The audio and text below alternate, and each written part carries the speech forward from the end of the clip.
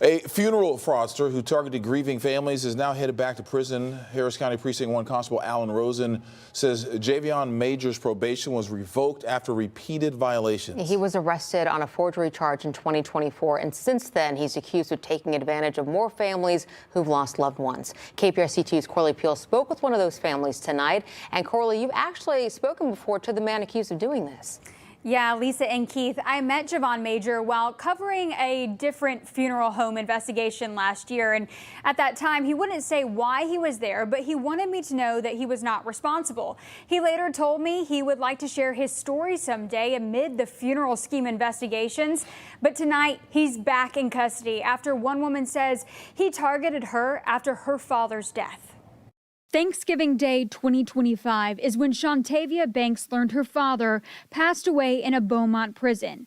Shortly after posting on social media, she says Javion Major sent her a message portraying himself as a funeral home director. And he had presented me with funeral home packages that he could provide. He also made it seem as though he was incarcerated with my father. He knew my father. Banks' concerns grew. She says her family was repeatedly denied requests to view her father's body that she suspected of being improperly embalmed. She says jewelry was missing as the family struggled to get answers about payments and cremation arrangements. She says she ultimately paid $5,600. Today, she still questions whether the ashes she received are actually her father's. It's very hard to kind of even know if it is, in fact, my dad's ashes, just based upon how everything went. Court records show Major was not supposed to be doing any type of funeral work since his 2024 forgery arrest after scheming other grieving families of their funeral services.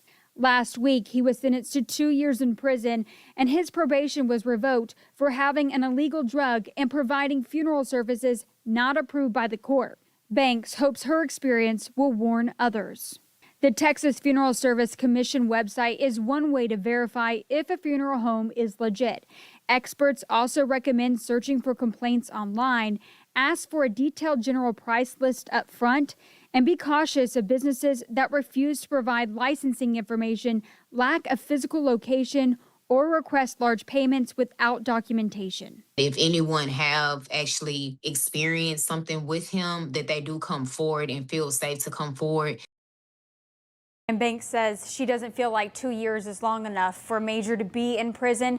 Constable Alan Rosen's office says if anyone thinks they might have been a victim of Major, to contact their office. We have that information at click2houston.com. Reporting live in the newsroom, Corley Peel, KPRC 2 News. All right, Corley.